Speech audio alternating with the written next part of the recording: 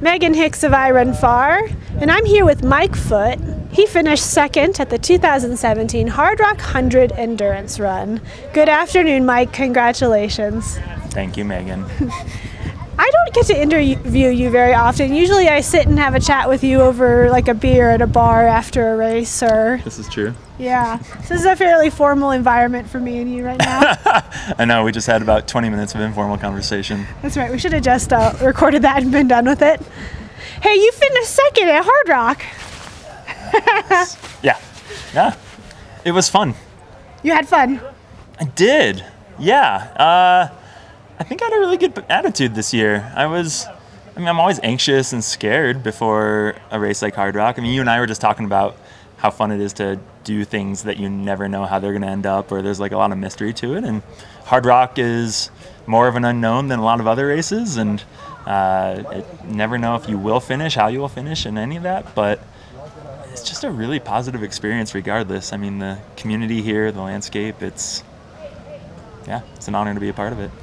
And you come back here by choice. You've been here a couple times. This is now your third second place finish. This is my third second place finish. I mean, this is something you're coming back. You are coming back to with intention. Yeah, for sure. I mean, I trend towards mountainous ultra marathons and steep, slow ones because I think they suit my strengths, but also they're what I enjoy the most, and the type of training I like to build up to races is more fun and all of that. And Hardrock is kind of the apex of that right now as far as 100-mile races out there, and especially within the United States, it's so fun to just drive down here and be a part of this. And it keeps me coming back every time. I mean, I put in just like everybody else in the ultra community, I put in every year, and I've been lucky enough to be chosen a couple times. Yeah. I've made it into the middle lottery, so I've got a better chance than a lot of other people. You're up into like the 20 to 30%. Yeah, exactly, which is pretty good. And 0.001 or whatever it is. Well, let's talk about how your race went down. Yeah. Things went out.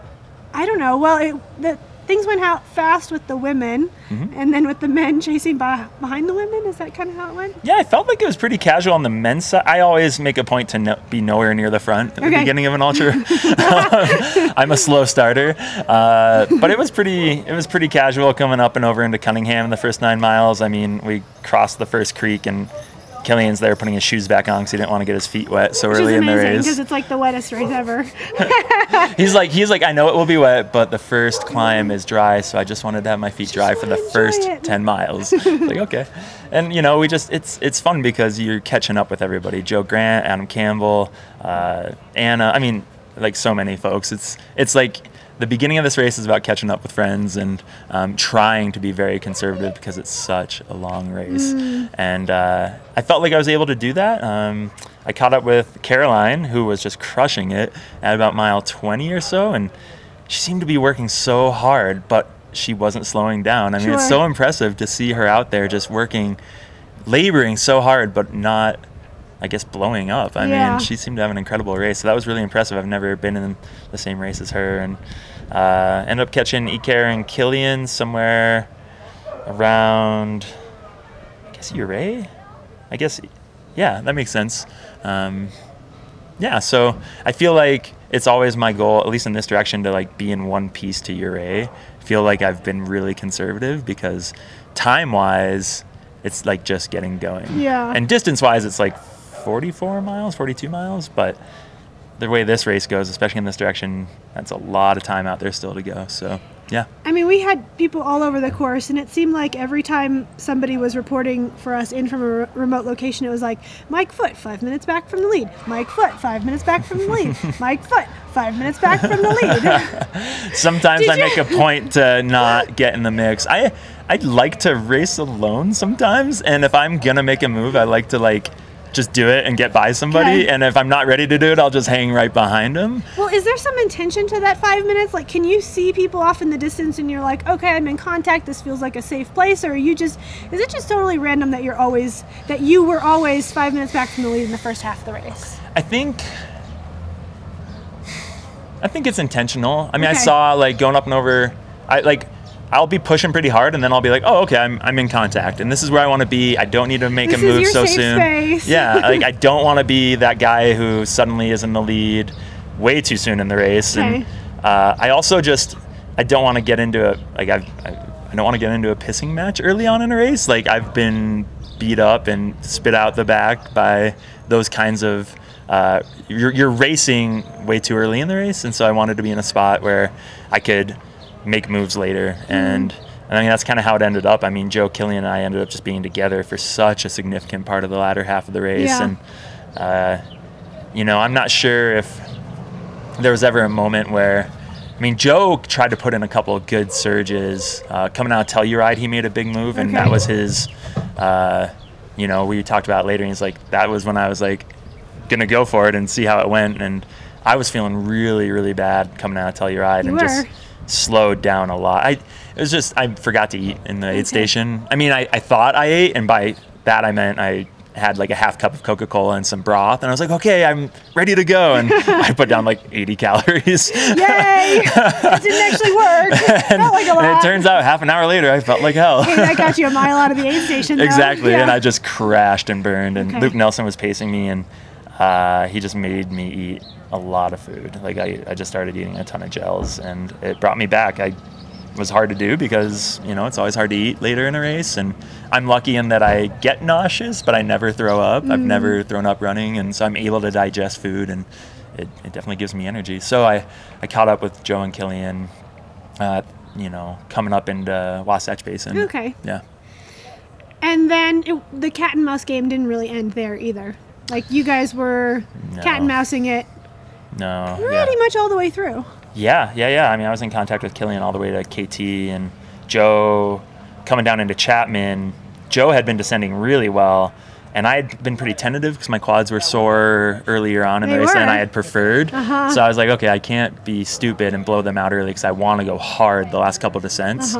And so coming into Chapman was the first time I really opened up on the descent, and Joe didn't catch me, which was the first time in a few descents. And I was like, okay, this is good because I'd been climbing better than him all day. And so Killian and I kind of opened up a gap on him from there and maintained it. And I mean, running with Killian is, I never know if I'm in the same race as he is. And he's like this wounded guy this time with his arm. And I mean, as always, he's so impressive and was very, we chatted a lot. It felt really casual at times. I mean, I actually feel like there was times where we were just taking it really easy on some of the climbs. And every time I would kind of put in a move, he would just stay with me, and I'd like suddenly start working really hard, and he would just kind of hang out. So I was like, okay, at some point he might just leave me, and that is what it is. And we had a really fun time together, though, and it was impressive to see him moving through that terrain with his arm underneath his backpack. His little wounded wing. Yeah, his little wounded wing. I mean, I think there was a couple times where like he asked for a little help zipping up his jacket, and that was about it. And I tried to offer him help the whole time, and he did everything on his own other than a couple small things, and it was really, really impressive. I mean, he never ceases to amaze me. So we made it to KT, and Luke, my pacer, said something about like, watch out, Killian, we're gunning for you. And then Killian said something like, yeah, we'll see, you better run fast. And then he took off and put in like 20 minutes on me over the last 11 miles, which, that is what it is. And I was happy to run really fast, though. I mean, I feel like I was able to push and stay stable. I mean, this game of Hardrock is about maintaining your energy levels and not crashing and burning too hard. And I definitely had a lot of low points, and there was never really I was never on a euphoric high pretty much the whole race, but I was able to maintain like decent movement and progression. And with Hardrock, like that'll get you second place in under 25 hours. I mean, it's just crazy. And yeah, so I was happy with it overall for sure. I think sometimes, when you have a guy like Killian in a race, it's hard to think about the rest of the mortal crew. Yeah. But like your splits post Chapman were faster than all the other guys in the field. Yeah. You were able to do what everybody but one other person wasn't able to do, to maintain energy levels, maintain pace, be able to climb uphill and descend more rapidly than anybody else. Yeah. And like to nail that, to get that is really tough. To keep your uphill muscles and energy, to keep your downhill muscles and energy. Yeah. Do you have any explanation for how you are able to do that now 3 times? No. Okay.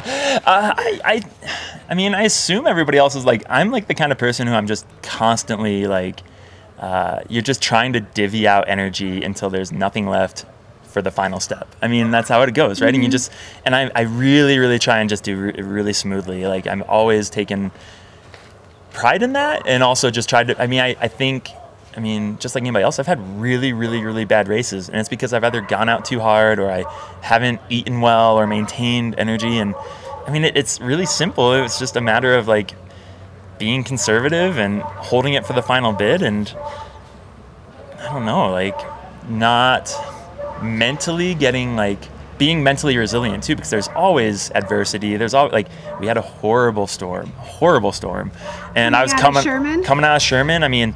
The hail was hurting my legs, which means it was coming in sideways. Yeah. It was windy, so windy. It was like pelting my legs and my head, and everybody had to deal with it. But I remember just being like, well, just have a good attitude through this, and don't let it wear you down. There's so many stories for everybody in Hardrock, and if you can maintain like decent positive attitude throughout it, I think that actually, I know it can sound kind of cheesy, but I think there's a lot of truth to it.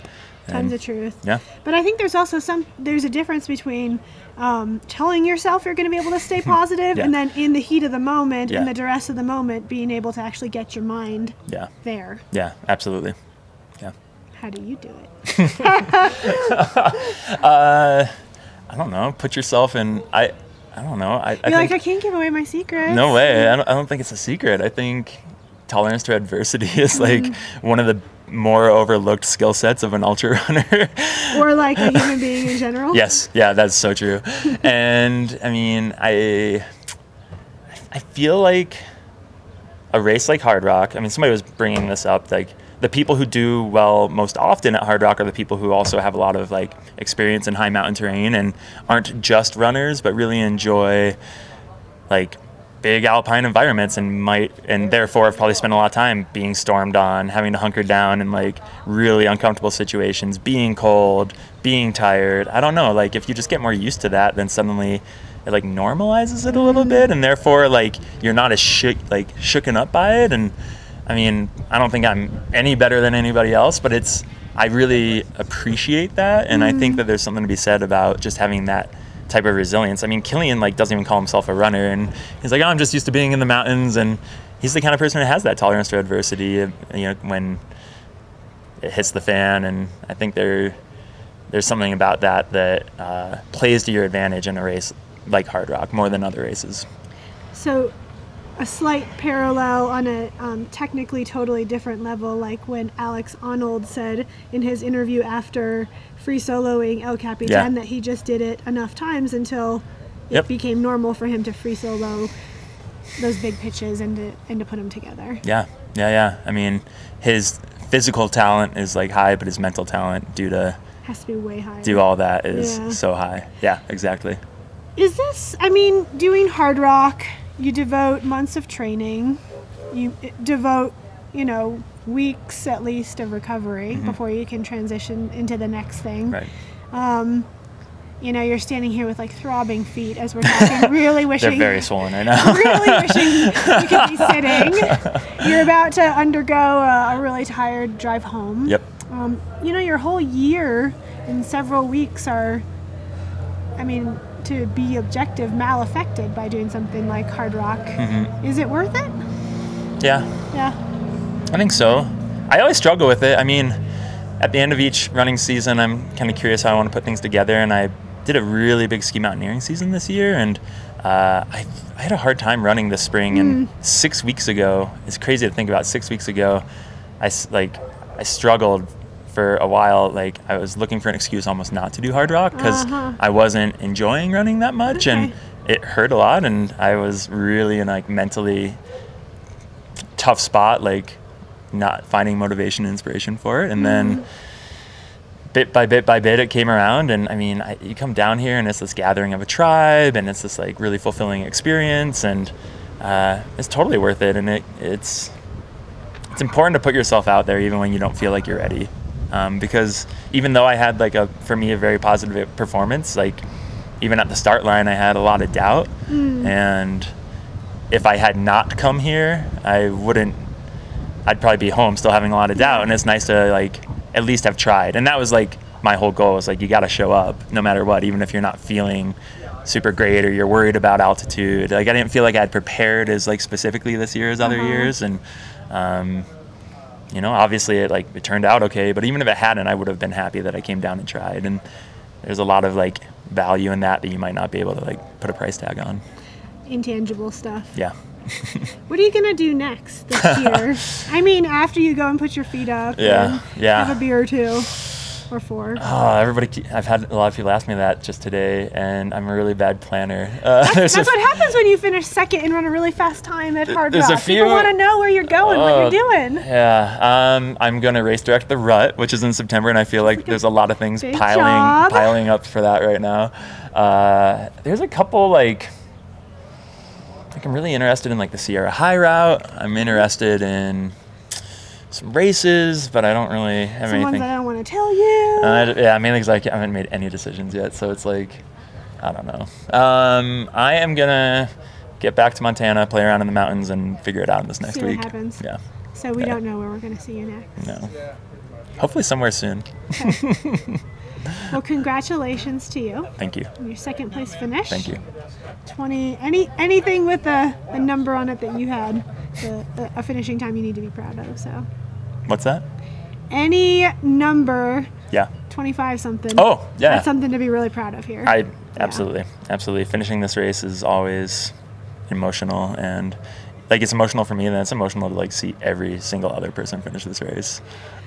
Yeah, I mean, it's probably like beyond the bounds of this interview, but like it's actually, I mean, it's amazing to be here, but there's this weird emotional come down afterwards, after be like bearing witness to so many highs and like also so many lows from people. Absolutely. Like there's like this communal bearing witness thing that can be hard here. At least we're experiencing it together. Oh. Should we hug it out? Yeah. Okay. Congrats, Mike. Thank you.